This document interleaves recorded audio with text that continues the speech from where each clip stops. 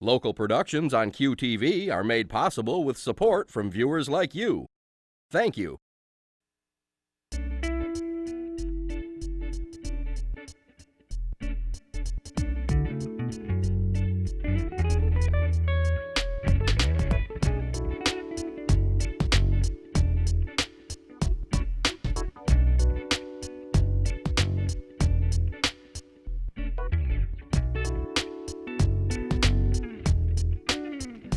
Hello everyone, welcome to Uncommon Sense. I'm Junior Doan.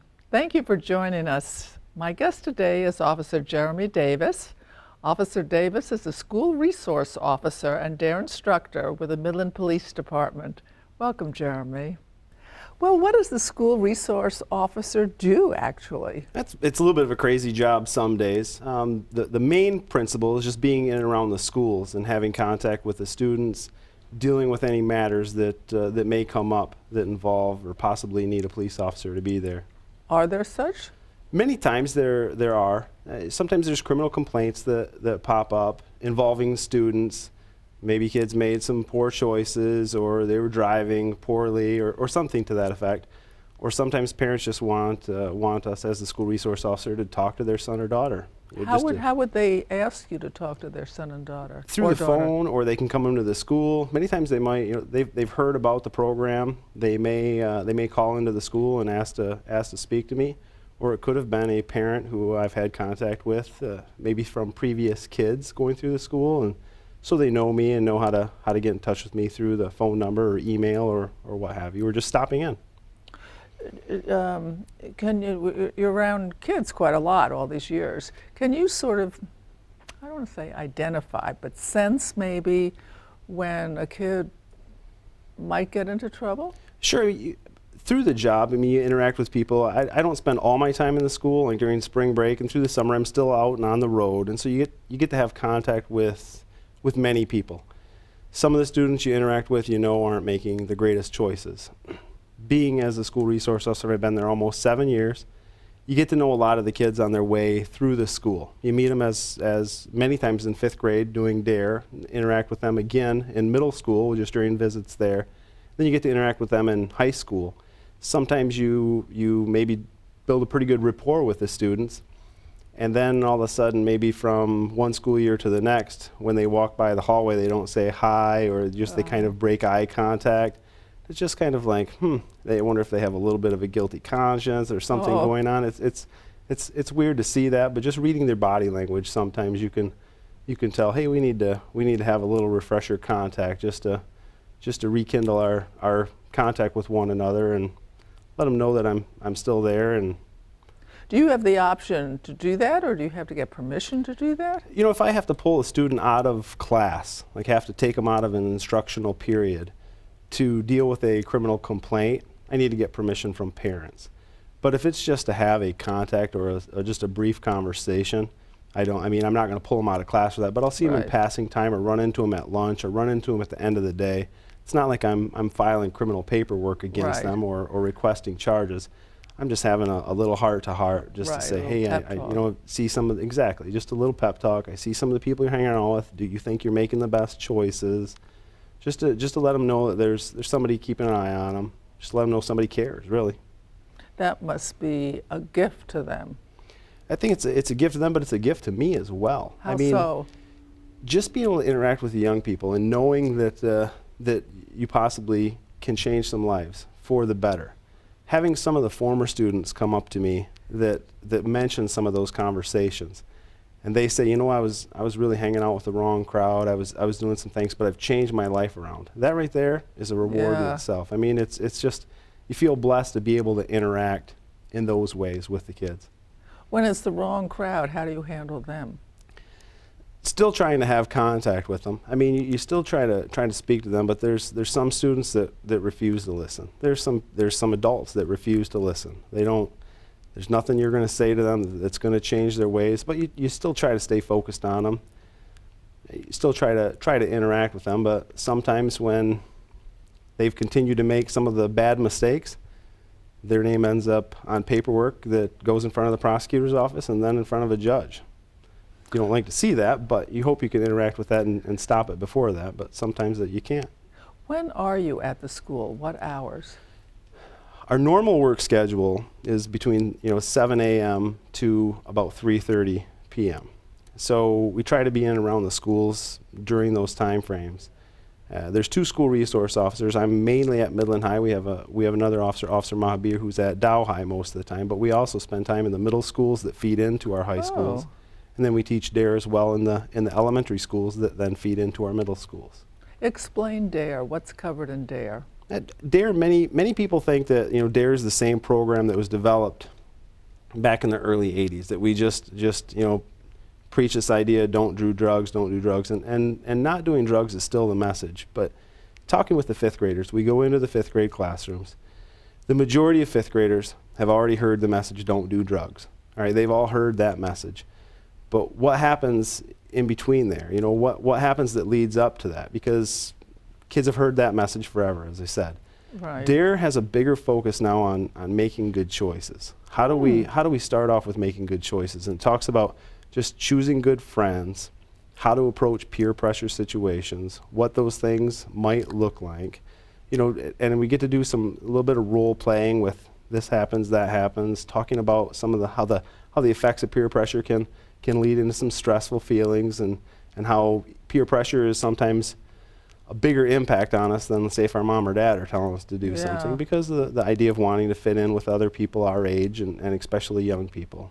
So what do you say about picking good friends? Do you tell them what to look for? Well, really with the 5th graders, and they're smart, because that's where we go in and do DARE. You say, hey, do you know, you're not asking them to name them, but do you know a fellow student who doesn't always listen to the rules, or likes to push the rules, and likes to do some things that they could get in trouble over?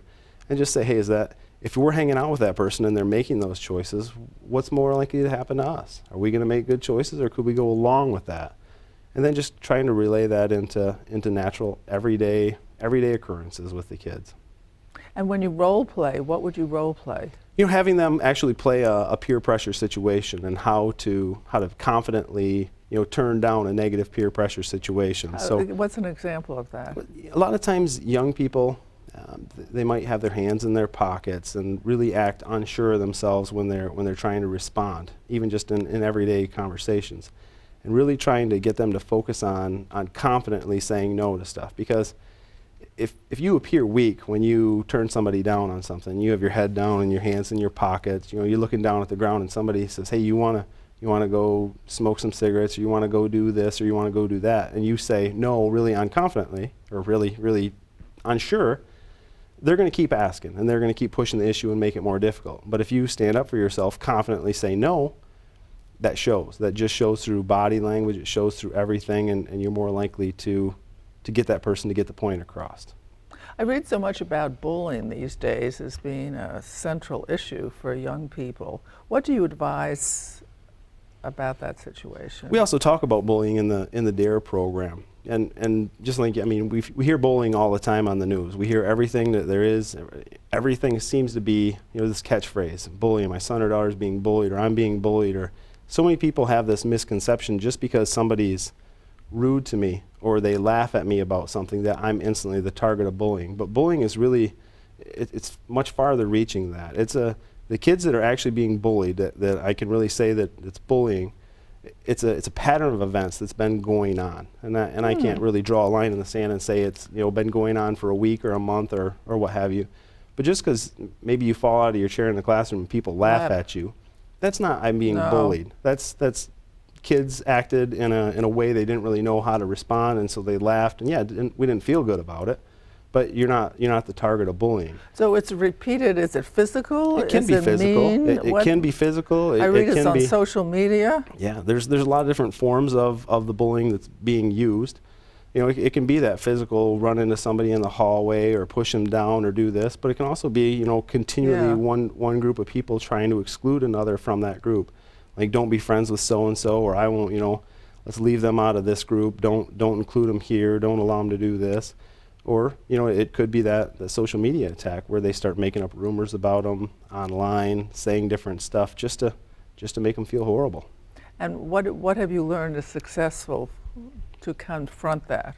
Well, the biggest thing is obviously reporting it to a trusted adult. Young people report it to a trusted adult, and I mean, if they feel good enough about it, even confidently stand up to the bully. I'm not saying get into a fist fight with the bully, Right. but if you, one of the reasons I've seen why bullies bully is because they see themselves as either stronger or more emotionally stable than the person Oh. that they're picking on. So they feel like they can target them and do this. Now, if that person were to display that they're confident and they're not going to take it, they have a better chance of getting out of that. But many times they're not. You know, they are picked on because they do appear maybe to be less strong, or their stature's maybe not there, or they just feel like they can be targeted.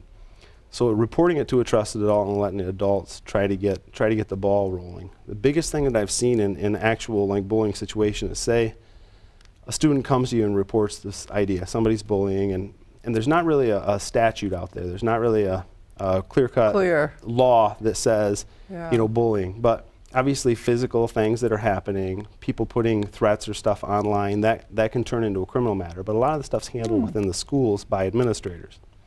But one of the biggest problems that I see, kids may come forward who are a target of bullying. They say, hey, so-and-so is doing this, doing this, doing this. So you confront the bully. Tell the bully, hey, knock it off, so on. It's not like you can suspend that person for the first time offense and say, you're gone, you can never come back to school. You have contact with them. Well, the problem is then if the bully continues this stuff, they're much more aware of people who are around or potentially other adult witnesses. Yes. So the bullying may still continue, but they're very... They edit where they do it. Exactly. They try to make sure there's no witnesses to it. And then you find the victims of the bullying. They're like, well, I told the principal, or I told the police officer, or I told the teacher, and nothing happened. And it's happening again, and they don't come forward ever again and say, you know what, I came forward and I reported it, the bully's doing it again. They just say, well, it didn't work. I talked to somebody one time and it didn't fix the problem, so I give up. And then they try to just live with it. Is that covered in DARE? That you have to we repeatedly report it? We talk to the kids about that for sure in DARE. Like, hey, let a trusted adult know. And if it's an adult that you let know that they say, whatever, it's not a big deal. Well, is that person really the trusted adult you should report it to? No. Yeah. Go to somebody else and talk to them. I noticed you have a belt with a lot of things on it. What could you tell us what they are? I'm still a sworn police officer. I carry all the gear that a police officer would. I have obviously handcuffs. I carry a taser. I carry pepper spray. I have a radio that I usually have. I don't have it on me right now because I'm outside of the city, and I do carry a firearm and ammunition that goes along with that. Many times, like in the schools, you'll get kids especially, and they'll say, is that a real gun? And I say, yes, it is a real gun. And they're like, you know, I didn't know we could have those in the school. I said, well, as a police officer, I can. Are they loaded with real bullets? They are. And just like I'd say, like if you had a fire extinguisher in your home, would you have it loaded, ready to go to put out a fire? So in case I'm called upon and have to use it, because let's be real here, this is exactly what I say to the young people in school. Are there crazy, evil people in this world? Yeah, they all say yes. And I said, if a crazy, evil person came to this school and wanted to do something crazy, evil, or mean, do you think I could say, hold on, time out, let me go out to my car and get my stuff to deal with it? And I wouldn't have the time to do that, you know. So I have to carry all this stuff with me. Hopefully never ever have to use it, but I have it with me in case. Tell me about the vest you're wearing under your shirt. Yeah, I'm almost all officers in the United States anymore. Either wear one or should be wearing one. I mean, most departments all have them. Most officers all have them. And it's a Kevlar vest designed to prevent me from possibly taking a bullet in the chest area. Everybody wants to say it's a bulletproof vest. Well, it's not necessarily bulletproof depending on the bullet, but it's a bullet-resistant vest. And on both sides, front and back? Front and back, yes, absolutely. Hopefully I never have to put it to the test, but if I do, hopefully I'm able to go home at the end of the night. How do you clean it? Well, there's an outside carrier. It's Kevlar, so it's some layered material, and so there's a carrier or a material like outside shell, and you can wash that. But then the Kevlar portion, especially in the summertime, like everybody enjoys the 70, 80 degree temperatures, except for police officers wearing Kevlar vests because it's extremely uncomfortable wearing them, but I'm gonna wear it just You in don't put it case. against your skin. You wear an It's, undershirt. I have a T-shirt on underneath, and then I Yes, wear it. But for friction. it still gets Yeah, heavy and hot. after a day of wearing it in warmer temperatures. But you can take the Kevlar panels out of there, and you can wipe them down with some Lysol wipes to kind of clean them up. Febreze is one of our best friends. Oh, no kidding. Oh, That's absolutely, because there's just some of the smell you're never going to get out of it, you know, 'cause it's Yeah. against your body for 12 hours a day while in 80, 90 degree temperatures. So That's heavy. I mean, that's literally heavy. it is sometimes. Are you required as a policeman to go through further training on any kind of basis? I mean, physical training, law training, gun training? Yeah, we have anything? to do continued training to maintain our law enforcement certification. So And each, what do they involve? oh, it can be in many different topics. You know, there's a lot of different topics that are out there that we can take part in. You know, there's some of this just the radar certifications that we have to redo. We have to do our firearms certifications frequently. Anytime that there's like a lot of updates to criminal law, we get to go through some of the criminal law things. We have people come in during, just on a daily, well, not on a daily, but usually a monthly time frame. Somebody comes in and debriefs us, whether it's the prosecutor's office, whether it's one of the judges, about some of the new case law that's taken effect and how it's applied. So continued training in a lot of different things. Interview and interrogation stuff we get sent to. So the main standard is it's MCOLS, Michigan Commission on Law Enforcement Standards. They mandate that we have to have X amount of training per year, and I don't know exactly what that amount of time is, but that's more of my administrative lieutenant's job to know what meets what. Do you have to practice shooting, target shooting, or get a certain efficiency at that? Yep, twice a year we have to qualify, usually in the spring and in the fall. We do our qualifications with all of our firearms that we have supplied to us.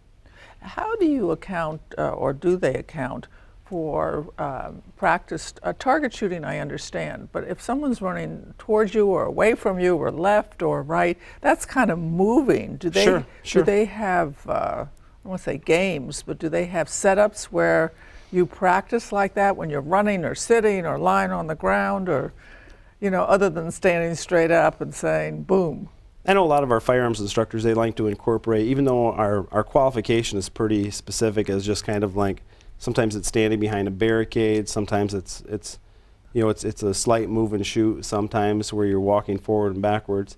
But some of our firearms instructors, even though we only qualify twice a year, each month they try to put us through maybe another short course that is not part of the qualification, but can touch on things like that, like the moving and shooting. Because in real life situation, are you going to stand right out in the wide open 7 yards from somebody and I know. get in a fight for your Say, life? Hold for a moment. Right. Hopefully not. You know, I mean, I can tell you if that happened to me, I'm going to be running for the nearest piece of cover. Yeah. You know, to try to get myself in a safe area. But just like you talked about, the whole moving side to side, and it adds a whole new dimension to trying to shoot accurately.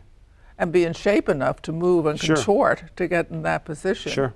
What got you interested in this line of work?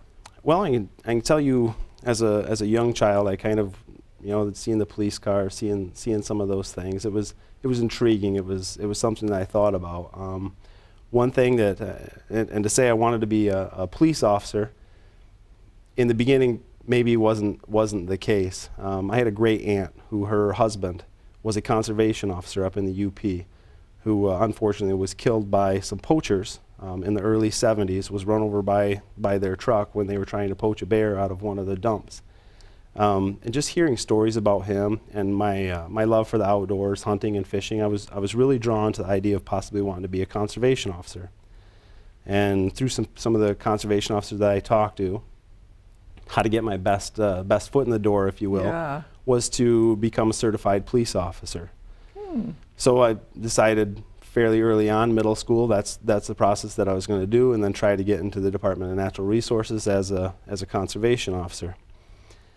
So there's a little bit of a hiccup in high school. I started working in the elementary a little bit, working in the library and doing some stuff, and kind of ran into enjoying working with young kids. And my counselor and football coach at the time said, hey, why don't you get into elementary education and do something to that? So I kind of toyed with that idea a little bit, but the draw of wearing a duty belt and being a police officer won over, and I went to school to be a police officer. Became a certifiable police officer, graduated from Ferris State University. Ended up getting a job here with Midland. The hope was to still possibly apply with the DNR and get in with them, but they were not hiring at the point in time. The state had a hiring freeze going, so I was a police officer with Midland for probably 6-7 years before the state police decided to hire, or not the state police, but basically run the conservation academy. And that wasn't ready to pull up roots and go live wherever in the state after I've already... They changed the requirements of how to... Well, no, it wasn't really changing the requirements, but it was, if you become a conservation officer, you have to live in the county where you're going to work, and they could assign you any county in the state. So I might have to pull up roots and move to the UP, and that wouldn't have been such a problem for just me, but now that you've got a wife and a family started and kind of have some roots, it's kind of difficult to change those plans. But I was happy with, as I said, where I am. I always liked the aspect of police work. I had that dream as a young person of doing that. But then the idea was presented as well, I guess 7 years ago now, of having a school resource program, having officers in the school, and just the idea of possibly being able to work in the schools and interact with young people. I applied, interviewed, and got the chance to be one of our school resource officers. So I wouldn't have it any other way right now. What surprised you? What didn't you expect to have happened once you got the job into the schools? I tell you the biggest surprise, and probably was the most rewarding, overwhelming good thing. Working the road, when you have interactions, and by working the road as a road patrol officer responding to calls, your interactions with young people, where the kids stealing, the kids experimenting with drugs, the kids doing all the evil, nasty things. And you get this perception working the road that all these teenagers, like oh my gosh, this is what we're going to be turning our society over to, all these teenagers who are out there breaking the law and doing this and doing that and smoking dope and causing all these problems and destruction of property issues, that's what all these teenagers were going to be like. Getting into high school and actually interacting with the kids and realizing that it's that 90-10 idea. 90% of the student body, they're great kids doing great things. I mean, awesome things. And 10% of the student body are the kids that account for 90% of the problems that we end up dealing with. It's just like learning and realizing that the kids of today are not horrible people. They're great. They're great kids doing great things, and that was pretty refreshing. I guess the best word that I can use, just refreshing to see that perception that the police, the kids that you deal with as a patrol officer, that doesn't account for even a small percentage of the I always feel the culture changes about every 7 years. You've been there long enough, if my theory is right, 7 to 9 years. Do you see a difference in children, young people, now versus when you came in? Just subtle things. I mean, I think there's always a little bit of a difference, and I think it's a progression, just like you've said. Huge differences? No, I wouldn't say huge differences, but just a lot of what is perceived to be okay and what's acceptable. I mean, and I can get into a huge talk about just even like what morally is okay and what's okay and what's not okay, and just trying to picture that from where I grew up and when I was younger, and I guess how my parents taught me what's okay. It's one of the biggest things that I guess is just a shock to me with young people. Many of them that are just great, good kids is like found property. They find money. They find somebody leaves their iPod. This is obviously a little while ago, but leave their iPod somewhere. They forgot it, and somebody finds it and says, "Well, it's a finders keepers deal," And it's like, so are you telling me that if I leave my car in the parking lot with the keys in it, that it's okay for you to take that? And some kids are like, "Well, yeah, that's your fault." I'm thinking, wow, I didn't grow up with that thought process. Yeah, really. Mama didn't teach me that way, I guess, So, and then just some of the little subtleties, I guess, there. I'm surprised. I am surprised. I always like to learn what people are thinking about these days because you have to meet people where they are. Sure. You can't.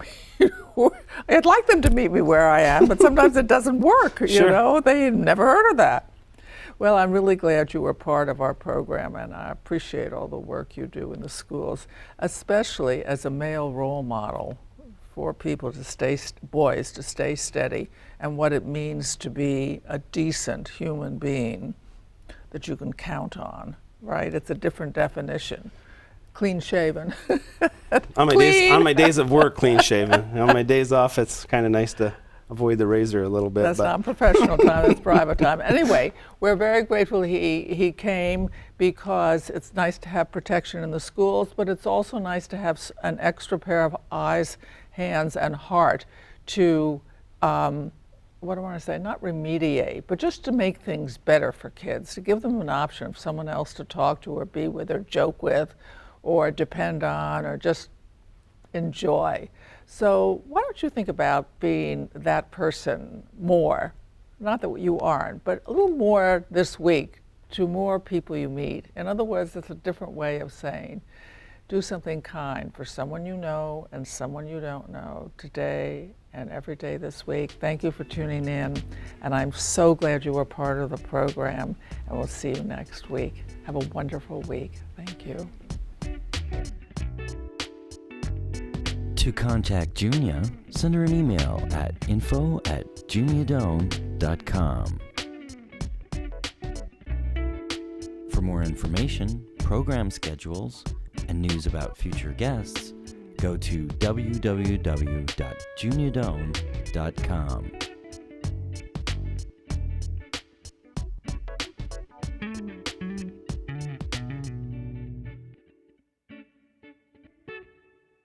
Thanks for joining us. See you next time for Uncommon Sense with Junia Doan.